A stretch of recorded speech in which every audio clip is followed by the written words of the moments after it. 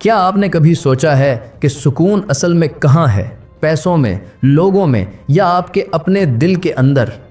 کیا آپ بھی رات کو سونے سے پہلے ایک ہی سوچ میں گم ہو جاتے ہیں کہ آخر میرا دل کیوں نہیں ہلکا ہوتا؟ یا پھر یہ کہ زندگی میں سکون آتا کہاں سے ہے اور اڑ کر کہاں چلا جاتا ہے؟ یہ وہ سوال ہیں جو امیر ہوں یا غریب ہر کسی کے دل میں ضرور کھٹکتے ہیں۔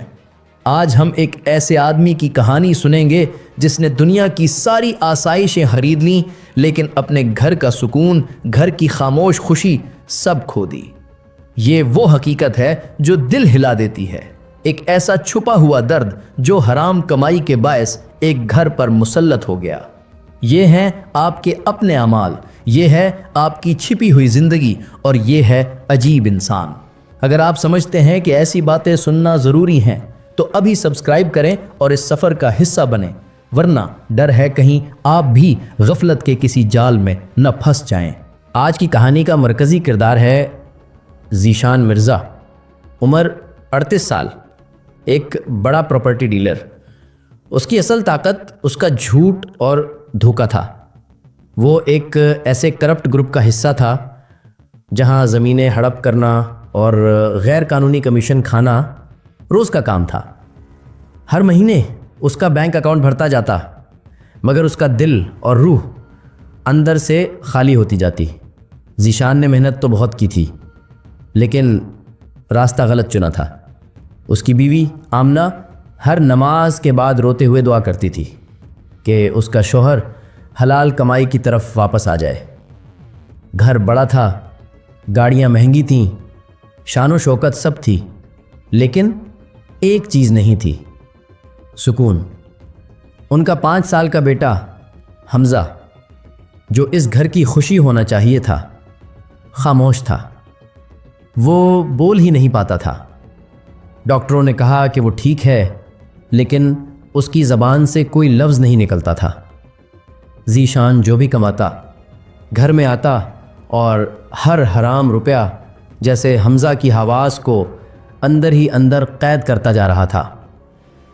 آمنہ اسے اللہ کا خاموش غضب سمجھتی تھی، لیکن ذیشان ہر بار ڈاکٹروں کو ہی الزام دیتا۔ ذیشان کی روز کی عادت تھی کہ وہ شام میں اپنے بیٹے کو گود میں لیتا، مگر اسے شرمندگی ہوتی کہ وہ اپنے ہی بیٹے سے بات نہیں کر پاتا۔ ایک دن ذیشان ایک بڑے غیر قانونی ڈیل سے واپس آیا۔ اس نے ایک بوڑھے آدمی کی زمین دھوکے سے چھین لی تھی اور اس کی قیمت پر ہنس رہا تھا۔ گھر آ کر اس نے غصے میں اپنے جوتوں کا ڈبہ حمزہ کے پاس پھینک دیا۔ حمزہ نے ڈبہ تو دیکھا ہی نہیں، لیکن اپنے باپ کے ہاتھ دیکھ لیے۔ اچانک وہ زور زور سے کانپنے لگا اور اپنے دونوں کانوں کو سختی سے پکڑ لیا، جیسے اسے کوئی ایسی چیخیں سنائی دے رہی ہوں جو صرف وہی سن سکتا ہو۔ ذیشان کی چیخیں اور گالیاں حمزہ کے کانوں میں سوئیوں کی طرح چبھ رہی تھیں۔ آمنہ بھاگتی ہوئی آئی۔ ذیشان، کیا کر رہے ہو؟ اسے ڈراؤ مت۔ حمزہ نے اپنے باپ کے سارے گندے رزق کی بدبو، اس کا بوجھ، اس کی گندی کمائی کا شور سب اپنے اندر محسوس کر لیا۔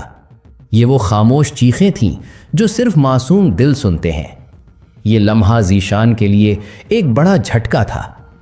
وہ بیٹے کے لیے مہنگے سے مہنگے کھلونے لاتا، مگر حمزہ ان کھلونوں کو ہاتھ لگا کر دور ہٹا دیتا جیسے وہ ناپاک ہوں۔ وہ صرف اپنی ماں کے پاس رہتا اور صرف وہی کھاتا جو آمنہ کے حلال پیسوں سے آیا ہوتا۔ ذیشان رات کو اٹھ کر اپنے بیٹے کو دیکھتا، اسے لگتا حمزہ سو رہا ہے، مگر اس کے چہرے پر خوف ہوتا۔ ذیشان کے دل میں وہم اور ڈر بیٹھ گیا۔ اسے لگنے لگا کہ اس کی کمائی ہی اس کی اولاد کی بیماری کی وجہ ہے۔ ذیشان روتے ہوئے کہتا، یا اللہ، میں نے کیا کر دیا؟ ایک رات اسے ڈراؤنا خواب آیا۔ اس نے دیکھا کہ اس کا بیٹا اس کے سامنے کھڑا ہے، مگر اس کی زبان کی جگہ ایک زنجیر بندھی ہوئی ہے۔ حمزہ رو رہا ہے اور وہ زنجیر کھینچ رہا ہے۔ حرام کمائی کی ہے ابا، یہ مجھے ہر لمحہ جلا رہی ہے۔ ज़िशान चीख कर उठा, फ़ौरन आमिना को जगाया और रोते हुए कहा, आमिना, मैं बर्दाश्त नहीं कर सकता। मैंने हराम कमाई से उसकी आवाज़ छीन ली है। इसी रात उसने अपने सारे गैर कानूनी काम ख़त्म कर दिए, अपने हराम पैसों वाले सब अकाउंट्स बंद कर दिए और एक सुनसान रात में अपनी महंगी गाड़ी बेचकर उसके पैसे गरीबों में बांट दिए। 3 महीने बाद ज़िशान का घर छोटा हो गया, मगर सुकून घर में वापस आ गया।